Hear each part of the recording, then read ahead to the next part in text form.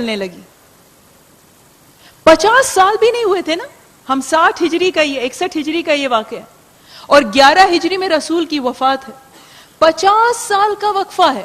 وہ مدینہ جس کی بنیاد نبوی تھی اس کے اصول اموی ہو گئے اور خود نواسہ رسول کو وہاں سے نکلنا پڑا. وہ کیا ریزنز تھی جس کی وجہ سے قومیں ایسی بدل گئی. آج ہم بھی جب شمار لگاتے ہیں شیعوں کا, آپ نے دیکھا ہوگا سٹیٹسٹکس میں کہ کون سے کانٹیننٹ میں کتنی کنٹریز میں کتنے شیعہ ہیں. جب آپ اس کا شمار لگائیں, اس کو کلیکٹ کریں تو بلین ہاں آپ کو شیعہ نظر آئیں گے. یہاں اتنے ہیں, وہاں اتنے ہیں, وہاں اتنے ہیں. لیکن پھر بھی جب ہم عجل فرجہم کہتے ہیں تو اپنی آنکھوں کو جھکا دیتے ہیں اور کہتے ہیں امام کے پاس انف ناصر نہیں ہے, انف چاہنے والے نہیں ہیں, انف اطاعت کرنے والے نہیں ہیں. تو بس اسی نیت کی بنیاد پر میں اپنے اس موضوع کو آپ کے سامنے پیش کرتی ہوں اور میرا ماحصل, میرا مقصد یہی ہے کہ اس کے ذریعے خود اس بندے کی اصلاح ہو سکے, اس کے گھر والوں کی اصلاح ہو سکے اور ہم سب کی, کیونکہ ہم سب ایک گھر والے ہیں. جب ہم اہل بیت کو چاہتے ہیں تو ہم سب ایک کشتی میں سوار ہیں, ہم خود اپنی اور اپنے نسلوں کی اصلاح کر سکے. صلوات.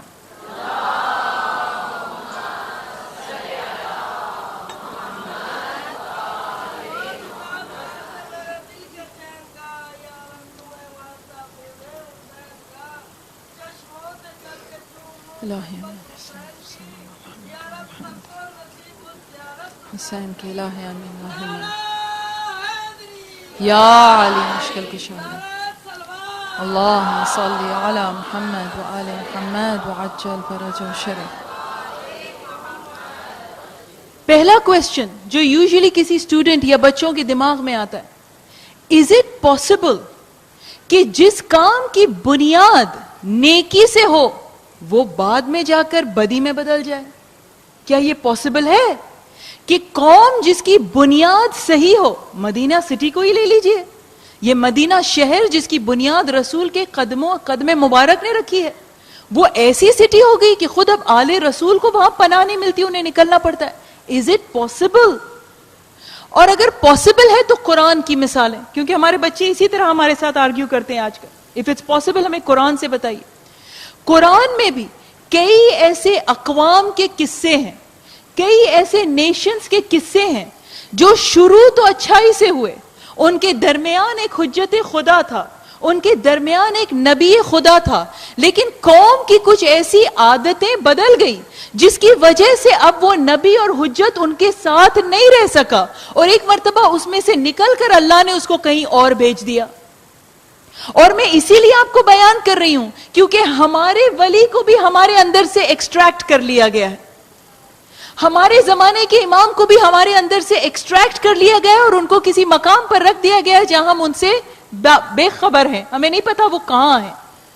تو میرا نیت یہی ہے کہ میں قرآن سے آپ کو یہ بتاؤں کہ کیسے کیسے اقوام میں یہ ہوا ہے کہ ان کے بہترین شخص کو وہاں سے نکال لیا گیا ہے اس قوم کی کچھ عادتوں کی وجہ سے. جائزہ کیا کرنا ہے, ہمیں کسی کو نہیں سنانا ہے, خود اپنے گریبان میں جھانک کر دیکھنا ہے کہیں ہماری قوم میں تو یہ پرابلمز نہیں ہیں.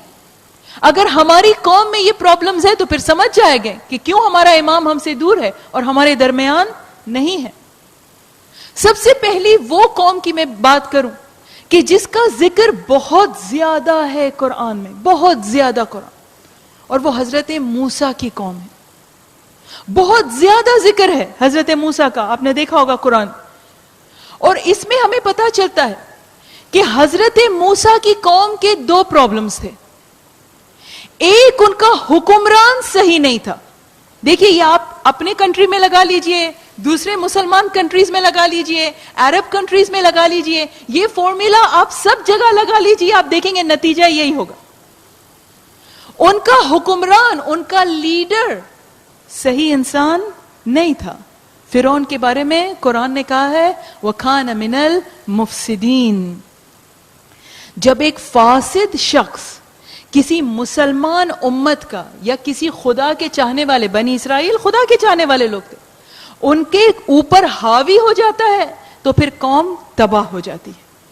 کہا ایک اس کا لیڈر اچھا نہیں تھا, اور خود قوم میں کیا پرابلم تھا, چلو لیڈر تو فرعون تھا, بنی اسرائیل تو اللہ کو ماننے والے تھے, بنی اسرائیل نے تو موسیٰ کا ساتھ دیا تھا, انفیکٹ موسیٰ کو بھیجا ہی گیا تھا تاکہ بنی اسرائیل کو فرعون کے ہاتھوں سے نجات دے دے.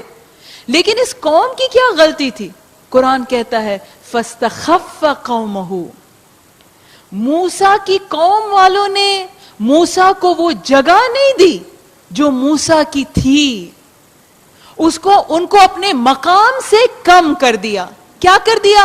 موسیٰ کیونکہ پہلوان تھے، آپ نے دیکھا ہوگا بنی اسرائیل کے لوگ یوزلی اپنے جسم سے بہت سٹرونگ ہوتے ہیں. موسیٰ کیونکہ اپنے جسم کی وجہ سے بہت سٹرونگ تھے تو ان کو بھیجا گیا تھا روح اور جسم کی ہدایت کرنے کے لیے.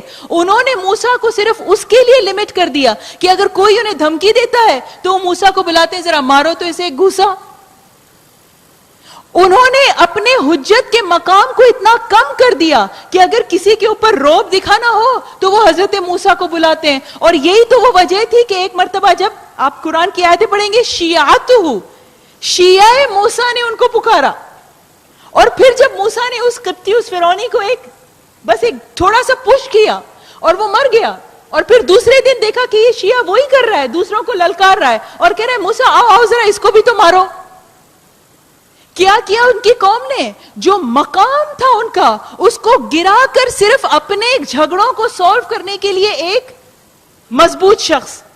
فاستخف قومہ، جب یہ دو چیزیں ہوئی، ایک حاکم برا فاسد اور دوسرا قوم نے اس ولی کو اس کے مہم مقام پہ سے اتار کر ایک آرڈنری کام کے لیے لگا دیا، تو پھر اللہ کا حکم ہوا فخرج موسیٰ منہم، موسیٰ تم ان میں سے نکل جاؤ، خائفا یترقب، تم ان میں سے نکل جاؤ. اور پھر موسیٰ کی غیبت شروع ہو گئی. 10 سال تک پھر وہ پلٹ کے نہیں آئے. آپ یہ قصہ جانتے ہیں اس لیے میں اس کو زیادہ پھیلا نہیں رہی ہوں. آپ نے سمجھا اس بات کو کہ اب اس قوم نے کیا کیا؟ ایک لیڈر غلط، دوسرا قوم نے ان کو اس کے مقام سے گرا دیا. میرا جائزہ کہیں ایسا تو نہیں ہے؟ ہاں لیڈرز کے بارے میں تو شاید آپ کہیں گے ہم کیا کر سکتے ہیں بھائی، ہمارے ہاتھ میں تھوڑی ہے یہ پولیٹکس کی باغ دوڑ، جو جس کو بنا دیتا ہے پرائم منسٹر وہ بن جاتا ہے پرائم منسٹر. لیکن ایک مرتبہ میں نے آپ سے کہا تھا کہ اگر گاڑی کے پرزے میں ایک چھوٹا سا نٹ بھی کام کرنے سے انکار کر دے تو وہ پوری گاڑی کو روک سکتا ہے. اپنے آپ کو چھوٹا مت سمجھیے. اگر انسان چھوٹا ہی کیوں نہ ہو لیکن ریفیوز کرے کہ میں اس سسٹم کے ساتھ تعاون نہیں کروں گی تو وہ سسٹم کو نیچے لا سکتا ہے. لیکن چلیے یہ چھوڑیے، یہ دوسری بحث ہے. تو ہمارے اندر یہ لیڈرز کا تو پرابلم ہے. بہت کم ایسی اسلامک کنٹریز ہمیں ملتی ہے جہاں کے باشندے اپنے لیڈر سے راضی ہیں یا ان کے لیڈرز نے ان کو سکسیس کی طرف گائیڈ کیا ہے. بہت کم ایسی مسلمان حکومتیں ہمیں نظر آتی ہیں. اور دوسرا کہیں ایسا تو نہ ہو کہ ہم نے امام کو اپنے کاموں کے لیے ریزرو کر لیا ہے. امام میرا یہ کام نہیں ہو رہا ہے ذرا کر دیجئے، امام یہ بات پوری نہیں ہو رہی ذرا کر دیجئے. یہ بات صحیح ہے کہ وہ ہمارے لیے وسیلہ ہے، لیکن یہ وسیلہ صرف اسی لیے نہیں ہے کہ ہمارے کام دنیا کے سدھر سکے. وسیلہ اسی لیے ہے کہ ہمیں سلیقہ زندگی مل سکے. وسیلہ اسی لیے ہے تاکہ ہماری قبر کی منزلیں آسان ہو سکے، ہم امام کے کوئی کام آ سکے. یہ بات ہمیں غور کرنا. دوسرا جو ایک قوم کا ذکر ہمیں ملتا ہے قرآن میں وہ کیا ہے؟ وہ قوم صالح. یہ قوم صالح کے اندر اللہ نے معجزہ دیا تھا. ہر قوم میں معجزہ دیا. اور حضرت صالح کا معجزہ کیا تھا؟ ناقۃ الصالح. ہاں جو ان کو وہ شی کیمل، وہ ناقۃ الصالح. اور اس ناقۃ الصالح کے ذریعے اللہ نے کتنی ساری ان کی مشکلیں آسان کی. بس اتنا کہا کہ تم ایک دن اختیار اس ناکے کو دو اپنی نہر پر، اور ایک دن تم استعمال کر سکتے ہو اس نہر کا پانی. اور جب یہ پانی پی لیتی تھی ناقۃ الصالح تو پانی سے زیادہ یعنی اچھا دودھ اس قوم کو واپس دیتی تھی. ایسا نہیں تھی کہ کوئی اس کا حق لے لیتی تھی، اس قوم کو اور بھی زیادہ دیا کرتی تھی. لیکن انہوں نے کیا کیا؟ فَعَقَرُوهَا فَدَمْدَمَ عَلَيْهَا. اس ناقۃ الصالح جو ان کے لیے ایک خیر کا اور برکت کا باعث تھی اس کو ہی قتل کر ڈالا، اسی کے خون کے پیاسے ہو گئے. اس میں کیا ہوا؟ پھر اللہ نے حضرت جبرائیل کو بھیجا اور کہا صالح کو ان کی قوم میں سے نکالو کیونکہ صالح کی قوم کے اوپر اب عذاب آنے والا ہے. یہاں جدا ہوئے صالح اپنی قوم سے اور وہاں عذاب آ گیا. پتا چلا کہ جب ایسی ہستیوں کے خون کے پیاسے ہو جاتے ہیں قوم، جو ہستیاں ان کو برکتیں دیتی ہیں، تو پھر ان میں سے یہی ہوگا کہ ان کا ولی ان سے چھین لیا جائے گا. امام حسن علیہ السلام نے کیا غلطی کی تھی؟ صلی علی محمد وعلی محمد وعجل فرجہ الشریف. مولا کائنات کا کیا قصور تھا؟ کیا لے لیتے وہ کسی کا؟ لیکن پھر بھی امام حسن کے خود چاہنے والے جو ان کے ساتھ ان کے رقاب میں ان کی آرمی میں داخل ہوئے تھے، جب معاویہ نے پیسوں کی تھیلیوں کا منہ کھولا تو ایک ایک کر کے خود ان کے کمانڈرز نے معاویہ کو یہ گارنٹی دی کہ ہم آئیں گے اور حسن ابن علی کے سر کو تیرے سامنے پیش کر دیں گے. ہم کہتے ہیں انہوں نے صلح کی، لیکن کیا ہم جانتے ہیں کہ اس کے آگے اس کا پس منظر کیا تھا؟ کون سے وہ ریزنز تھے جس کی وجہ سے انہیں یہ صلح کرنا پڑا؟ تو جب خود قوم اپنی اس بابرکت ہستی کے خون کی پیاسی ہو جاتی ہے تو اللہ کہتا ہے نہیں، اب تم ان کے درمیان نہیں ہوگے. اللہ نے حسن سے کہا چھوڑو ان کی رہبری، تم ان کے ساتھ معاویہ کے ساتھ صلح کر دو اور الگ ہو جاؤ، ان اصحاب کو بچا لو کربلا کے لیے. ہم دیکھتے ہیں حضرت لوط کا قصہ قرآن میں. حضرت لوط کے بارے میں لوگ کہتے ہیں کہ جب وہ